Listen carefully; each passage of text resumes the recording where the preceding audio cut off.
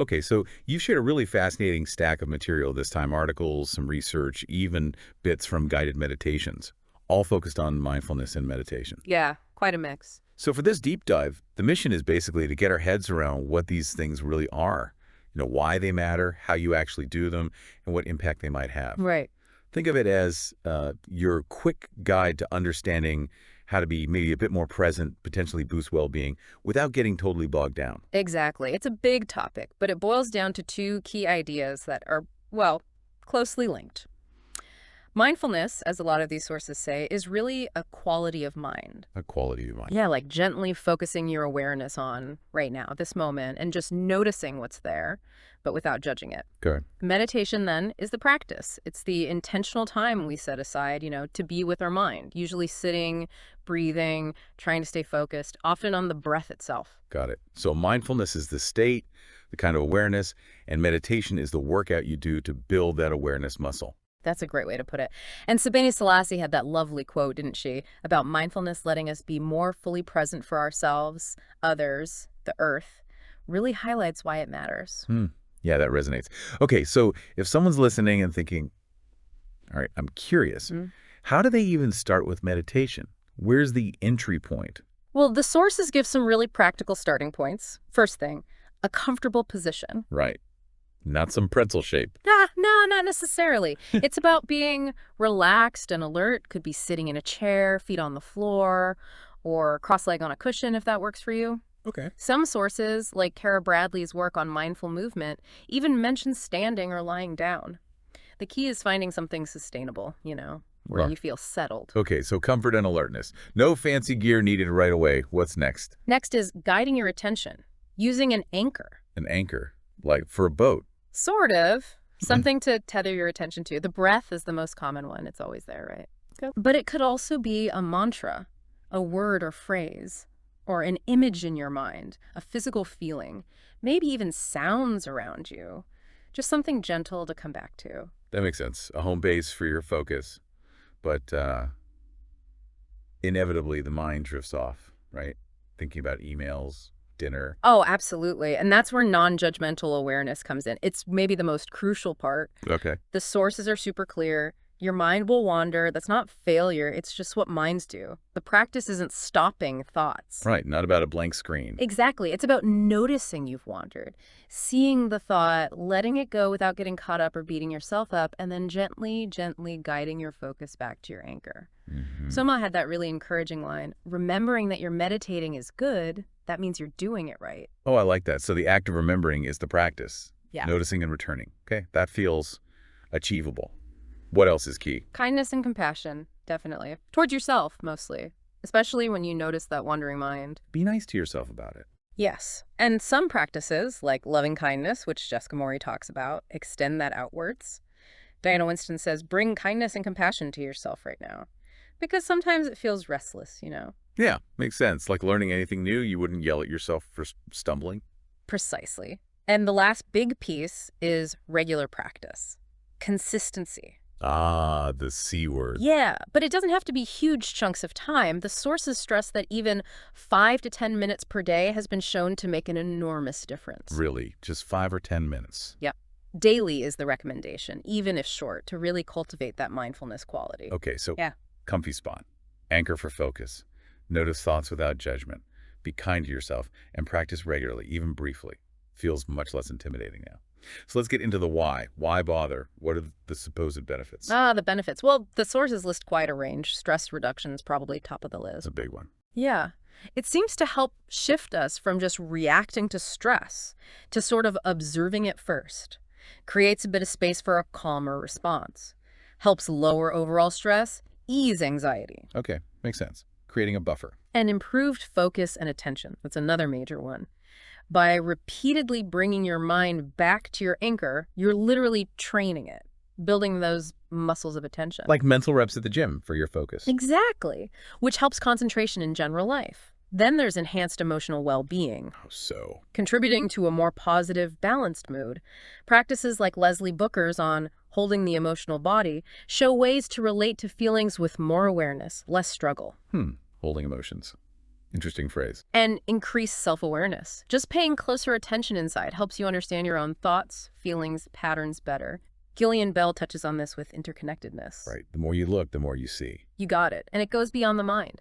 Better sleep quality often gets reported. The relaxation helps you drift off, improves rest. Who couldn't use better sleep? Right. Also, increase self-compassion and kindness, linking back to Morey's and Cheryl Jones's work on loving oneself. Builds mental resilience, too, helping you cope better with challenges. And fundamentally, it connects you to now, anchoring you in the here and now, as Diana Winston says, helping you arrive more fully right here and now. Wow, that's quite a list. Stress, focus, emotions, self-awareness, sleep, kindness, resilience, presence. Seems like there's something in there for almost everyone. It really covers a lot of ground. And you mentioned different ways to practice. Our sources touched on a variety of techniques, right?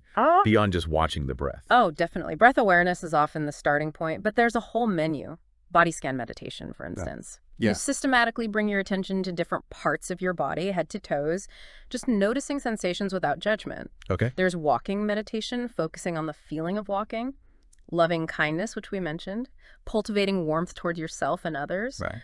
Sound meditation, like Diana Winston describes, using sounds as your focus.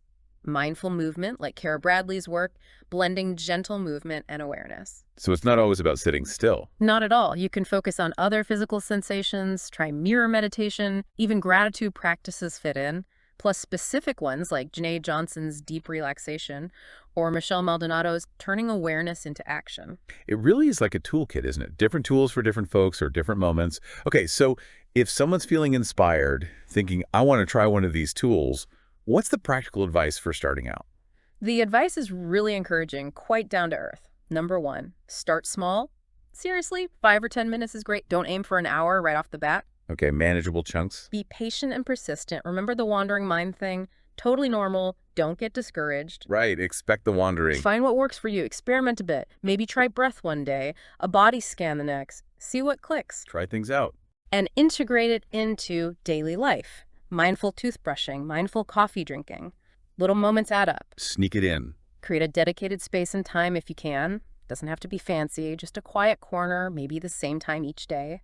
Helps build the habit. Routine helps. Absolutely. And use guided meditations, apps, websites, loads of resources out there. They can be super helpful, especially at the beginning. Takes the guesswork out. Totally. And maybe the most important thing, be gentle with yourself. Approach it with curiosity, kindness, not pressure. Curiosity and kindness. I like that. Okay, that all sounds very doable.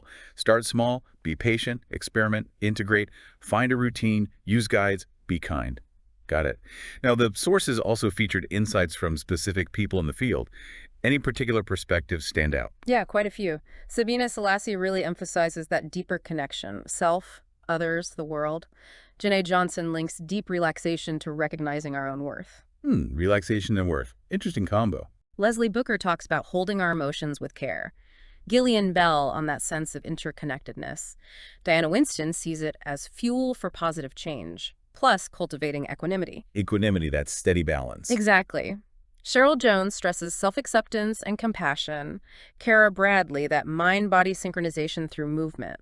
Michelle Maldonado connects awareness to action, especially social action. Awareness into action. Powerful. Jessica Morey focuses on healing through connection and care. Elisha Goldstein highlights curiosity and gentleness as vital. And John Kabat-Zinn, well, he speaks to that fundamental, simple awareness of whatever is happening. Wow. It's amazing how they all circle around these core ideas but bring such unique flavors. Really shows the depth. Okay, let's tackle some common questions. For listeners still on the fence, what are the typical queries people have? Good idea. Well, that mindfulness versus meditation thing often comes up. The muscle analogy usually helps. Mindfulness is the quality, meditation is the exercise. Right, we covered that. How to start. Basics are comfy position, short time, focus on breath, notice wandering, gently return. That's the loop. Simple loop. What to focus on. Breath is common, easy, but body sensations sounds also fine. And the big myth, stopping thoughts. Nope. More like watching traffic pass. Don't try to be a traffic cop for your thoughts. Exactly what to do when the mind wanders. It will. It's normal. Congratulate yourself for noticing. Gently come back. It's part of it. The noticing is the win. Yep. Exploring different techniques is good. Find your fit, how long and how often. Even short daily practice yields benefits. Stress, anxiety, emotions. It helps by creating that space between trigger and reaction. That pause button. Kind of. And where to What? what equipment? Anywhere, really. No special gear needed. Very accessible. Okay, those are great clarifications, really busts some myths. Now, something that always grabs attention, the brain. What do the sources say about meditation actually changing our brains? Yes, the neuroscience. It's fascinating. There's evidence for actual structural changes. Increased gray matter density in areas linked to emotion, learning, memory.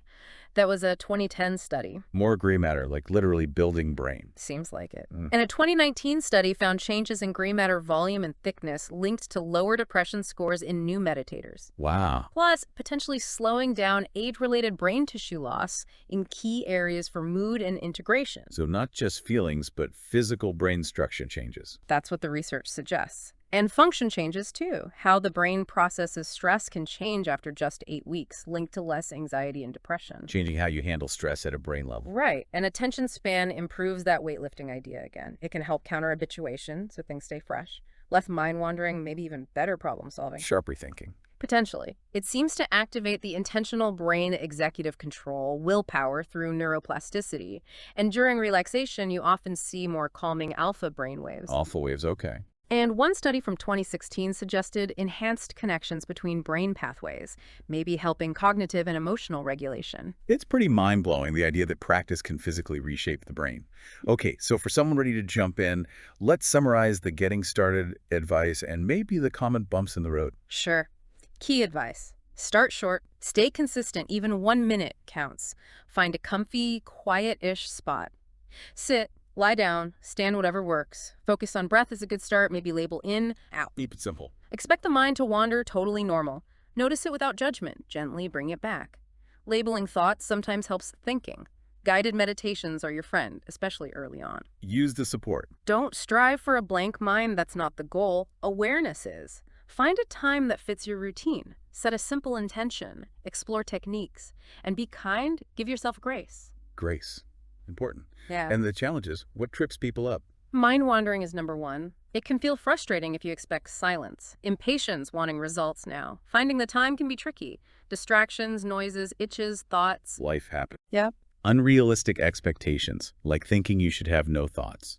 Physical discomfort, fidgeting, aches, self-judgment. I'm bad at this.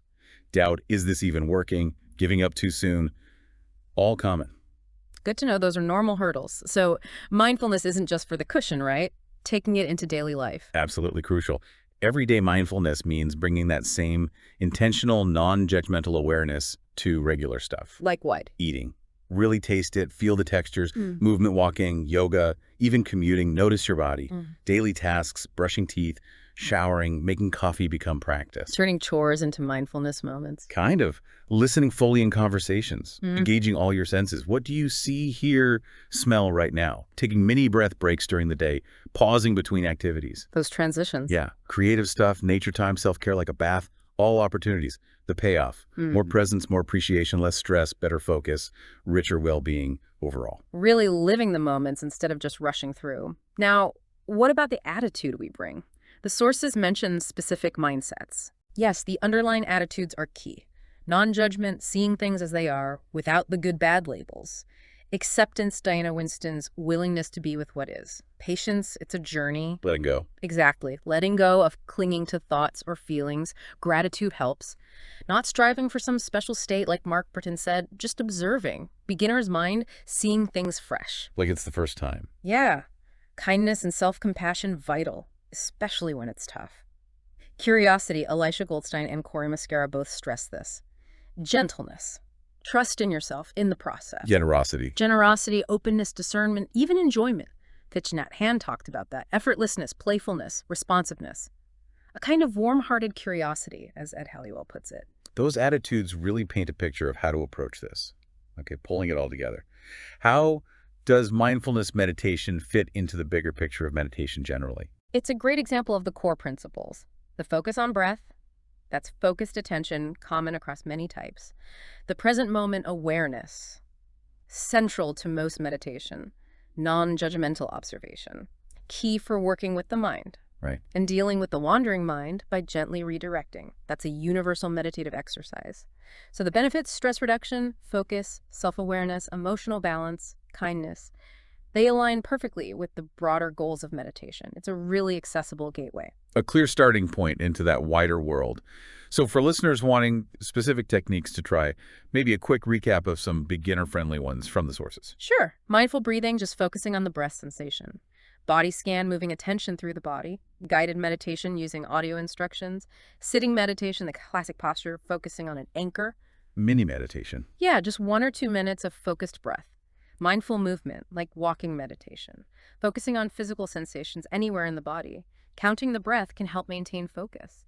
Sensory awareness, tuning into sounds, smells, sights. Lots of options. Definitely. Start small, be consistent, patient, accept wandering, experiment, find your groove. Okay, so the absolute essence of mindfulness meditation boiled right down. Pay attention to now, without judgment. Use an anchor, like breath. Notice when your mind wanders. Gently bring it back. No need for a blank mind. Just build awareness. Aim for calm, focus, self-understanding. Simple but profound. And for making it stick, building that consistent practice. Practical steps help. Start small, be patient. Pick a consistent time. Maybe link it to something you already do, like after brushing teeth. Know why you're doing it, set intentions. Use reminders. Be kind if you slip. Absolutely. Consistency beats duration early on. Use guided resources. Create a space if you can. Maybe start the day with it. Weave mindfulness into daily life, too. Remember the benefits. Treat it like an important appointment. Don't give up if you miss a day. Exactly. Just start again tomorrow and keep exploring techniques. Great practical advice. We've talked mind, emotions. What about physical health? Any tangible links there? Yeah, the sources point to several. Stress reduction obviously helps physically. Potential for lower resting heart rate, blood pressure, good for the heart. Improved sleep. We mentioned sleep. Better pain tolerance, maybe help managing chronic pain. Reduced inflammation markers, possibly improved immune function. Some hints for things like asthma, IBS. More oxygen to the brain, maybe slower brain aging. Even potentially better diabetes control. Wow. Quite the list. But big caveat, it's complementary, not a replacement for medical treatment. Always talk to your doctor. Good disclaimer. Okay. Taking that final wide view, the whole meditation landscape, how do we understand the different types and the common ground? It's diverse. Techniques vary by the object of focus, breath, body, sound, mantra, loving kindness, visualization, movement, open awareness, etc. They vary by guidance, guided or silent, by mental activity, repetition or observation, by posture-specific poses, or just comfortable alertness, by duration and frequency. Lots of variables. But common threads too. Almost all involve focusing attention, cultivating present moment awareness, mindfulness. Non-judgmental observation thoughts are okay. Returning attention when it wanders. Aiming for relaxed alertness. Offering potential stress reduction and well-being. Most are accessible, no gear needed. And practice is always key. Fascinating how diverse yet unified it can be. And just briefly, the sources mentioned other types beyond mindfulness. Yeah, glimpses of mantra meditation, Zen, chakra meditation, various traditions covered more in the background resources.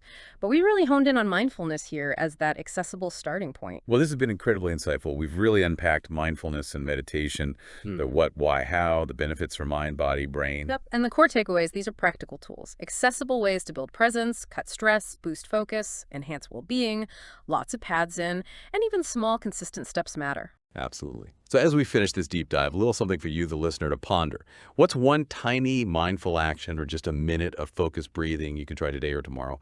Maybe really tasting that next cup of coffee or just pausing between tasks. Take a look at the resources if you want to go deeper. But start simple. What single small step towards greater presence will you take today?